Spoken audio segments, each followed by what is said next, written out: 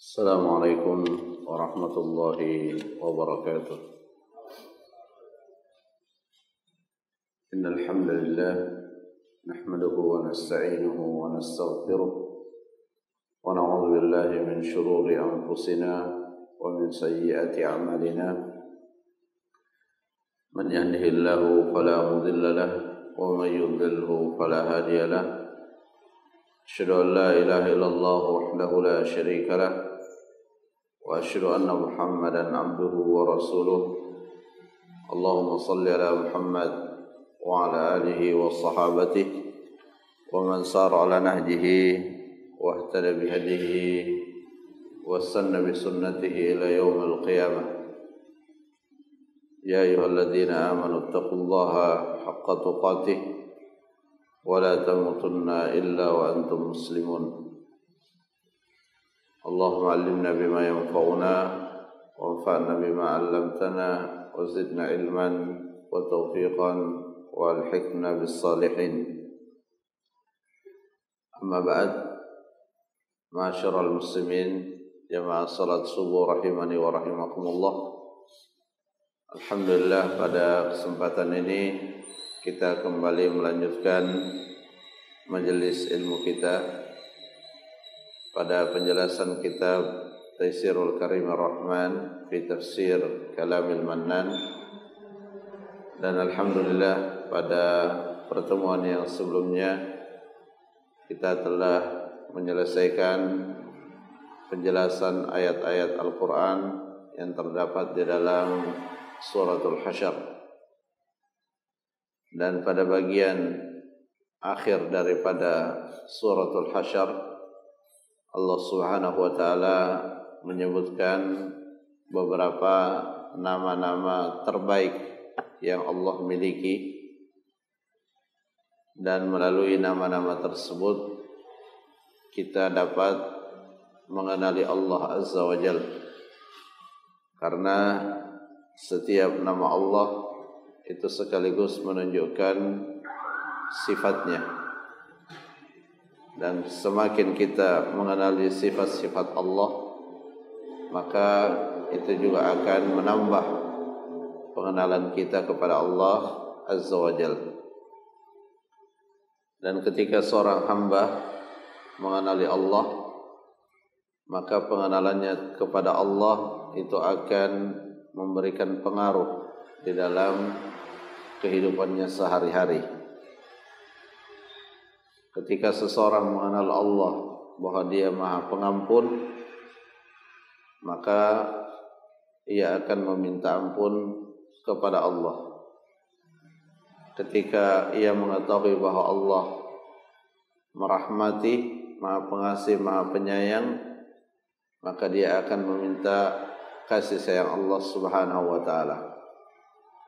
Intinya bahwa ketika seseorang mengenal Allah, maka dia akan semakin kuat di dalam tauhid dan akidahnya, semakin kuat di dalam ibadahnya, di mana ia tidak beribadah kecuali hanya kepada Allah Azza wa Jalla. Jamaah rahimakumullah, kemudian kita lanjutkan pada surah yang berikutnya, yaitu surah Al-Mumtahinah. Suratul Mumtahinah. Al-Mumtahinah itu diambil dari kata-kata imtihan, yang artinya ujian. Jadi kalau dikatakan Al-Mumtahinah berarti yang menguji. Karena melalui surah ini kita semua kaum muslimin dan juga kaum muslimat diuji oleh Allah Subhanahu wa taala dengan beberapa aturan-aturan dan ketetapan-ketetapan.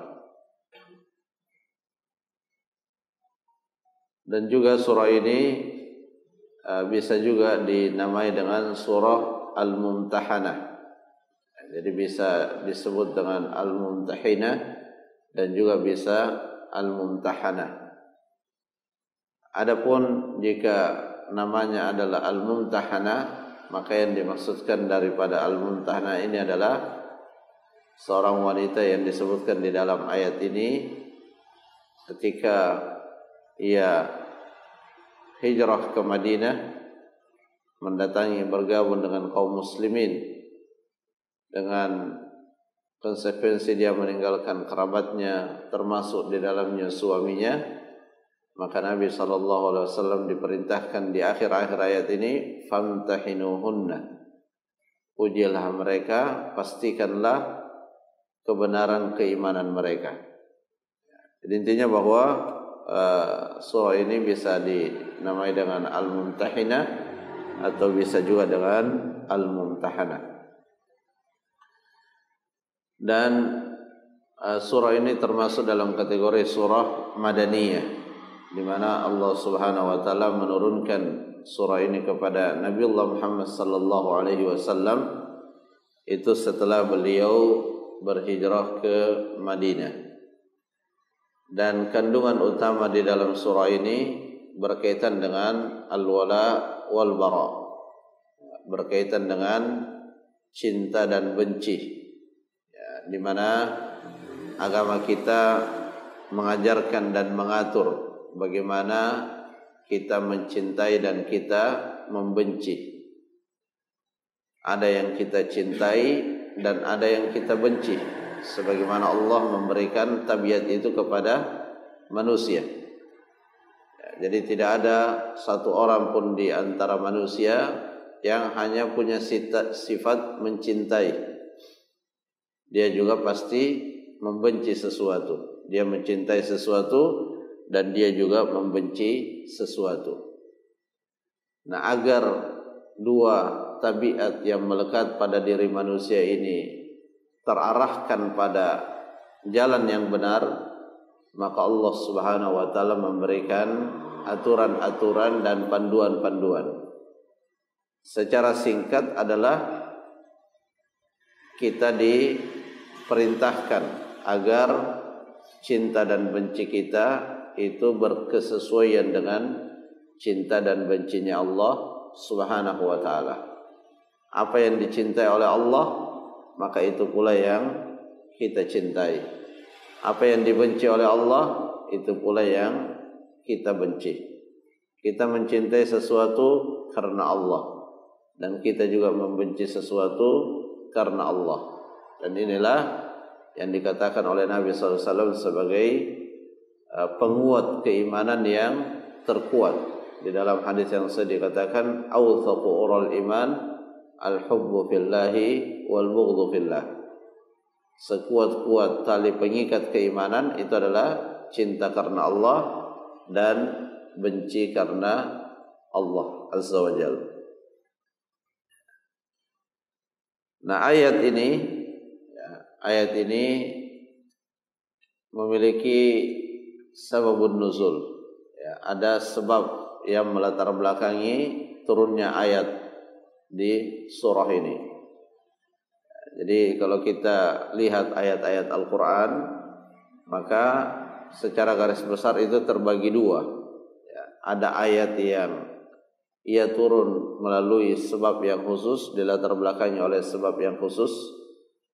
Kadang sebab khusus itu berupa suatu kejadian, suatu peristiwa yang membutuhkan arahan, peringatan, atau kadang juga suatu ayat itu turun disebabkan adanya pertanyaan. Kemudian Allah Subhanahu wa taala menurunkan jawaban atas pertanyaan tersebut. Nah, adapun surah ini ada kisah yang melatar belakanginya, yaitu kisah seorang sahabat Nabi SAW yang bernama Hatib bin Abi Balta'ah radhiyallahu anhu. Singkatnya bahwa ketika Nabi SAW ingin menaklukkan kota Mekah setelah perjanjian yang beliau sepakati dengan pihak Quraisy itu dikhianati, ya, perjanjian Hudaybiyah itu dikhianati, maka Nabi SAW berencana untuk menaklukkan kota Mekah. Dan Nabi telah menyampaikan kepada segenap sahabat-sahabatnya agar merahasiakan. Ya, karena kalau kita lihat pada sejarah, ketika Nabi SAW akan melakukan suatu peperangan, itu ada dua strategi yang beliau terapkan. Kadang rencana itu dirahasiakan dan kadang juga diumumkan. Ketika misalnya di perang Tabuk, itu Nabi SAW mengumumkan jauh-jauh hari sebelum berangkat ke Tabuk, Nabi sudah mengumumkannya. Tapi sebagian dari peperangan yang beliau lakukan itu dirahasiakan.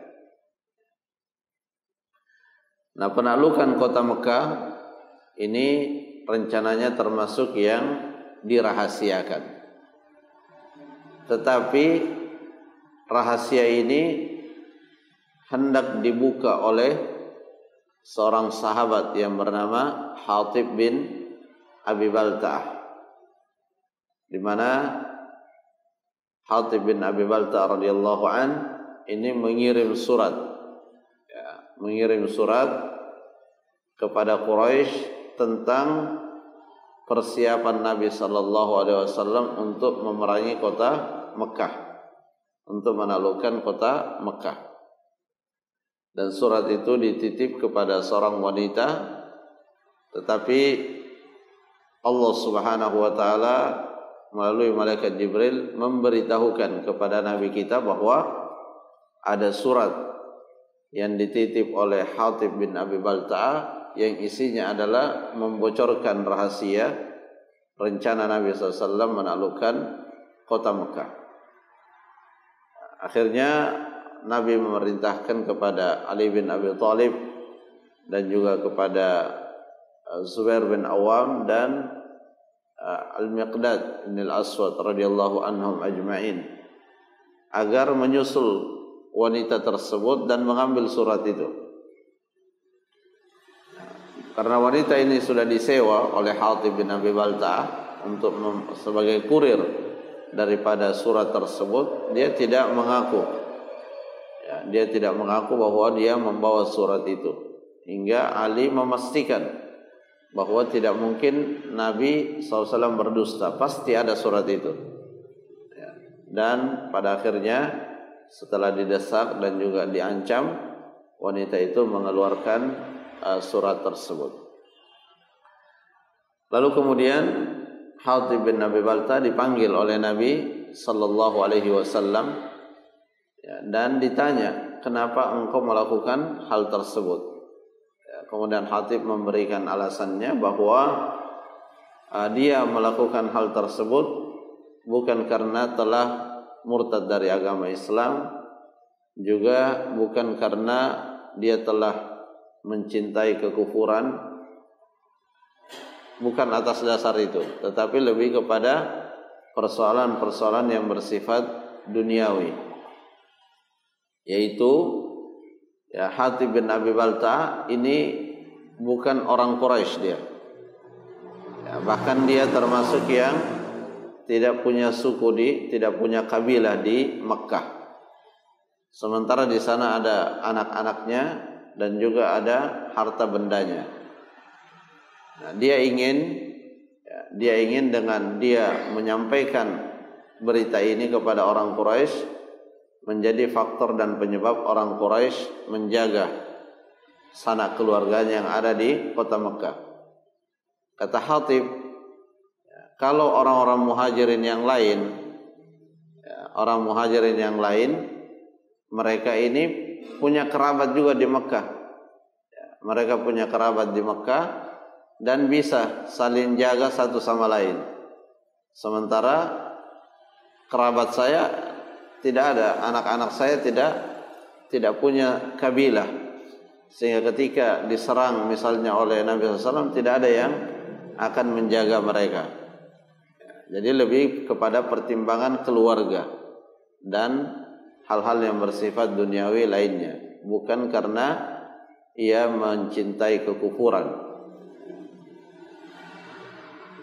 Tetapi meskipun alasannya demikian, tentu saja ini adalah termasuk diantara kesalahan karena menyelisihi apa yang telah ditetapkan oleh Nabi Sallallahu Alaihi Wasallam. Tetapi hal ini disampaikan di dalam Sahih Al-Bukhari untuk memastikan bahwa Hatib bin Abi Balta'ah secara akidah, secara keyakinan itu tidak ada masalah.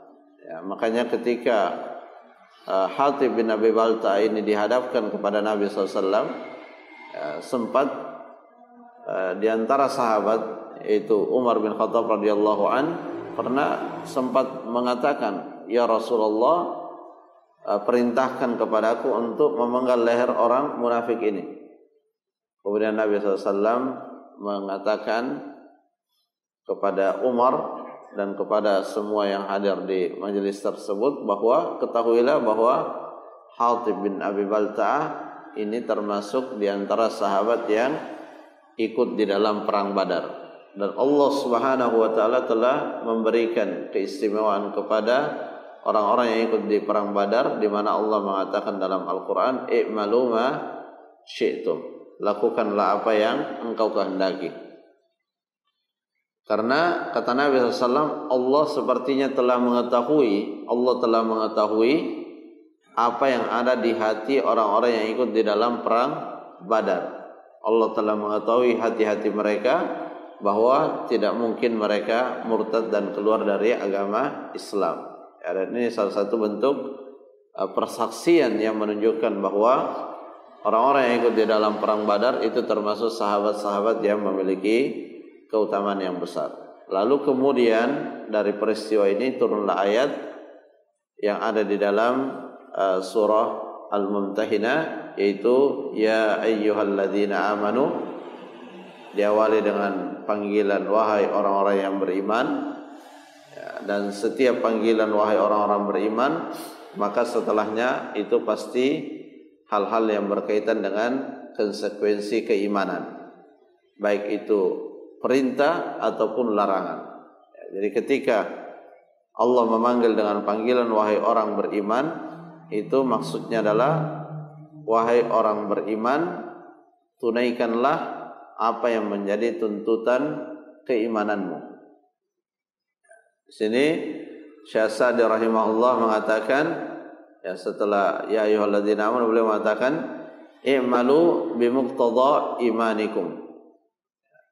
Kerjakanlah, amalkanlah apa yang merupakan tuntutan keimananmu. Jadi iman ini adalah sebab seseorang melakukan suatu amalan. Disitulah pentingnya iman. Karena iman itulah yang menggerakkan seseorang melakukan suatu amalan.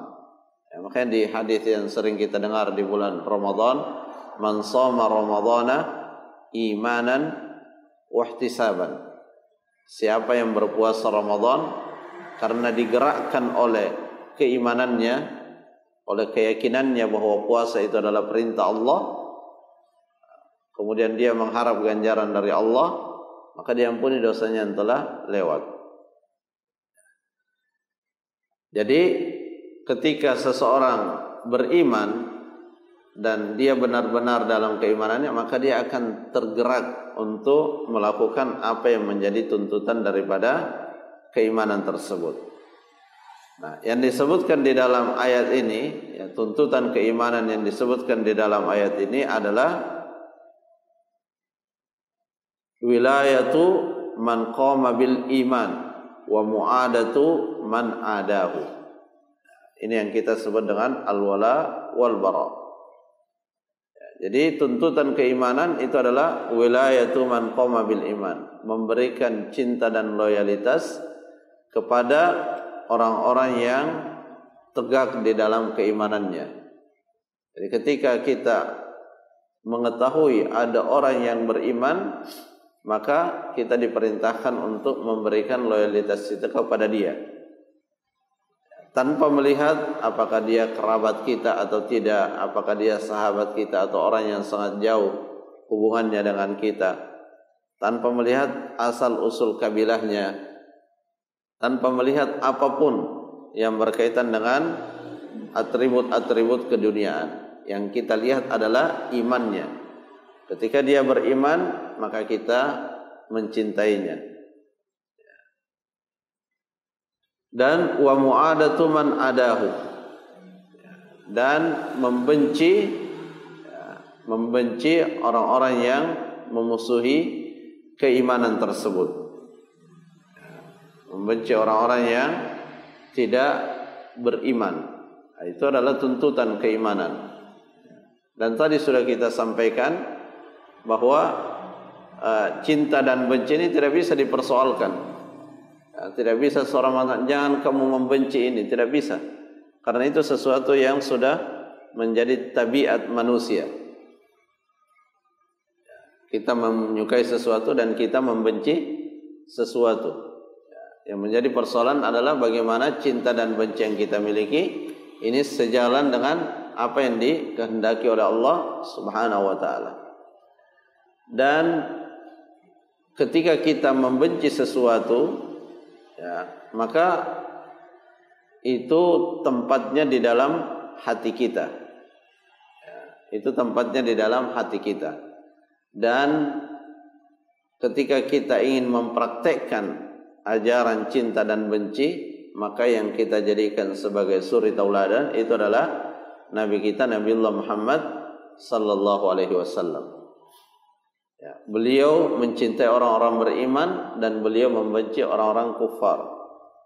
Tetapi bagaimana beliau di dalam mengekspresikan hal tersebut? Ya, kalau dalam mengekspresikan cinta beliau kepada orang beriman jelas. Tetapi mengekspresikan benci beliau bagaimana? Nah, kita juga melihatnya kepada Nabi SAW. Nabi SAW sama sekali tidak pernah mengekspresikan benci mereka kepada orang-orang kufar untuk kemudian beliau melakukan kezaliman. Beliau menipu. Nabi tidak melakukan itu. Ya, jadi jangan sampai kemudian salah paham sebagaimana salah pahamnya sebagian dari kaum muslimin.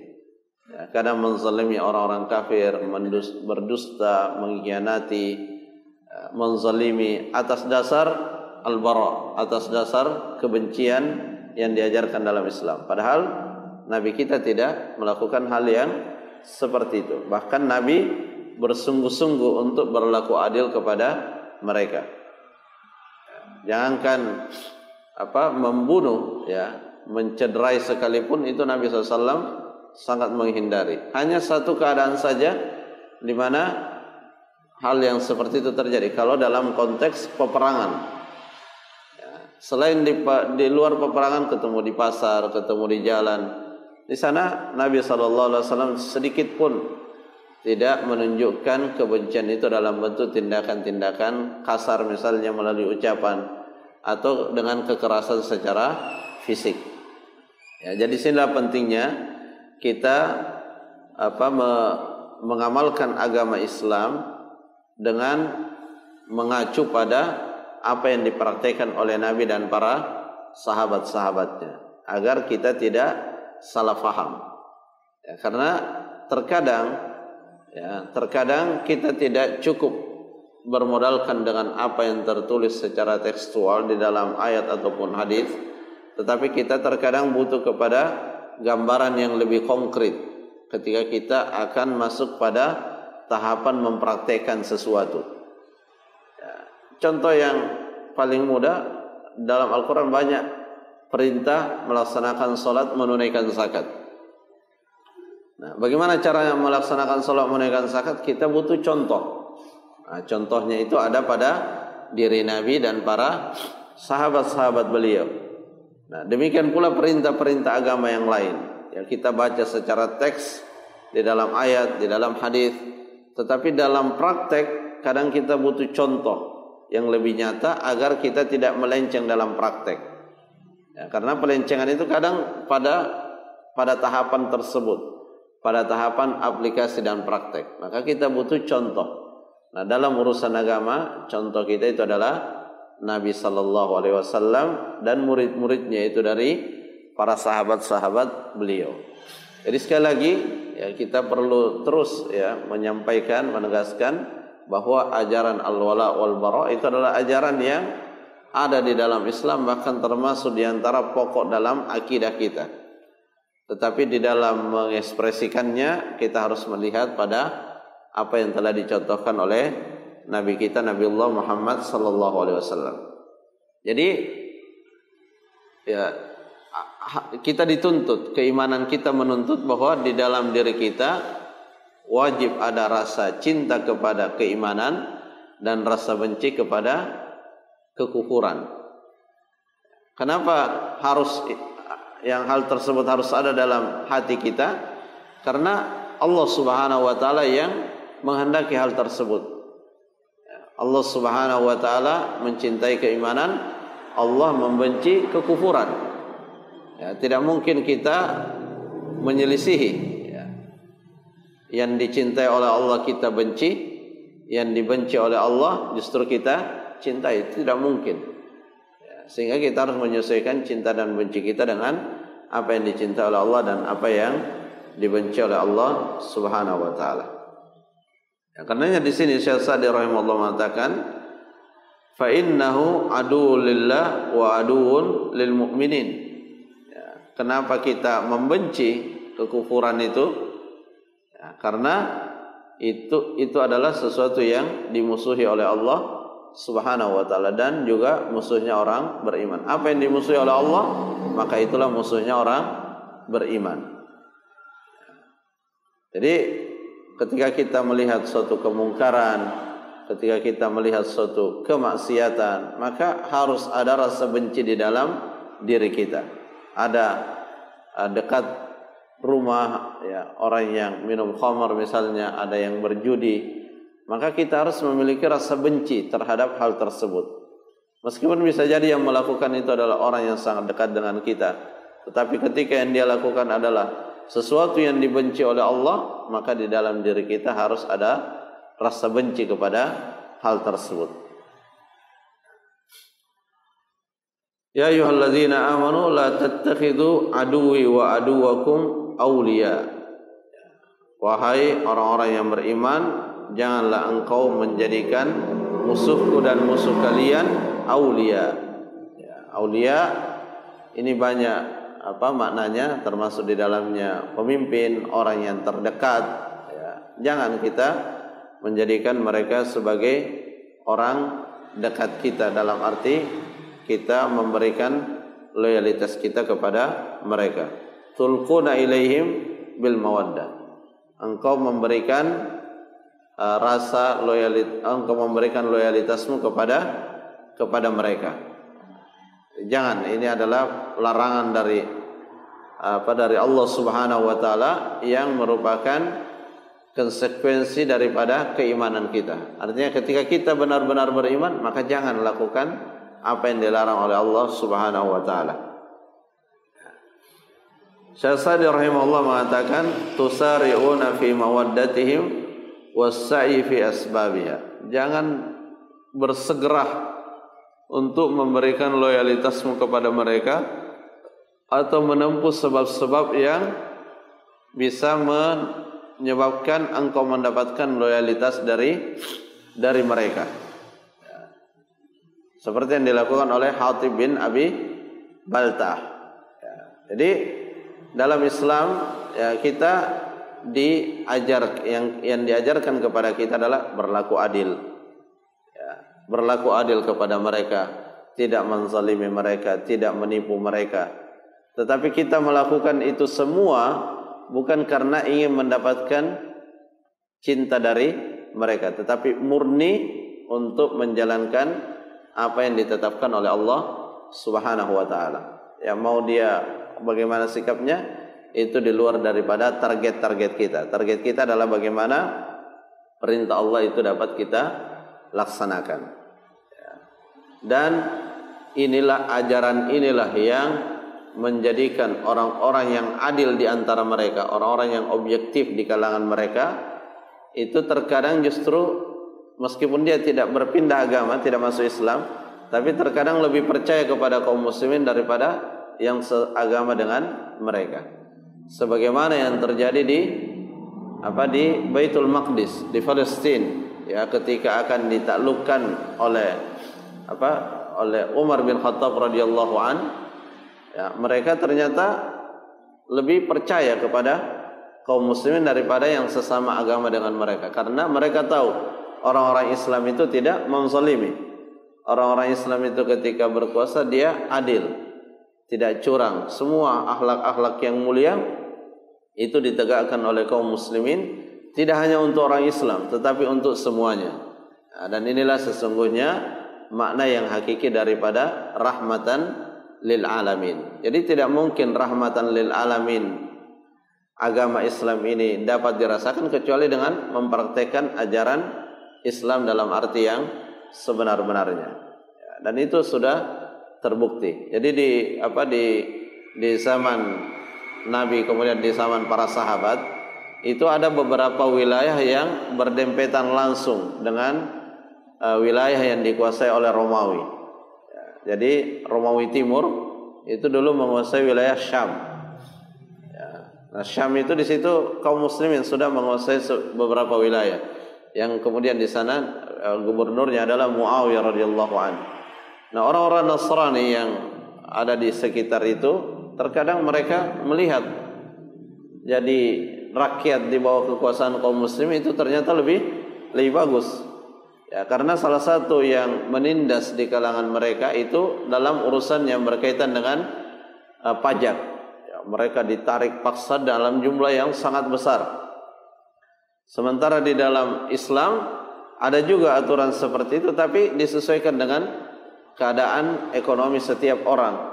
Dan itu diambil bukan untuk memperkaya penguasa muslim, tetapi murni sebagai biaya operasional dalam rangka menjaga keamanan mereka. Sehingga mereka ternyata berada di bawah kekuasaan kaum muslimin lebih nikmat, ya, lebih adil, lebih menghadirkan yang namanya kesejahteraan dan ketentraman.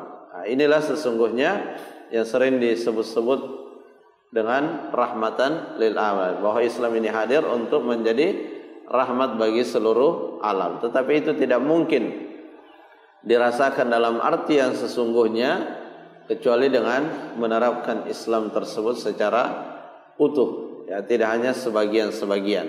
Kalau hanya sebagian-sebagian, maka mungkin ada sebagian yang merasa, wah, saya dapat rahmatnya Islam, tapi sebagian yang lain merasa terzalimi, tidak mendapatkan rahmat dan kasih sayang tersebut. Jamaah rahimakumullah, ini yang bisa disampaikan. Insyaallah kita lanjutkan kembali penjelasan daripada ayat ini di pertemuan akan datang. Wallahu taala a'lam bissawab. Subhanakallahumma rabbana wa bihamdik, asyhadu an la ilaha illa anta, astaghfiruka wa atubu ilaik. Assalamualaikum warahmatullahi wabarakatuh.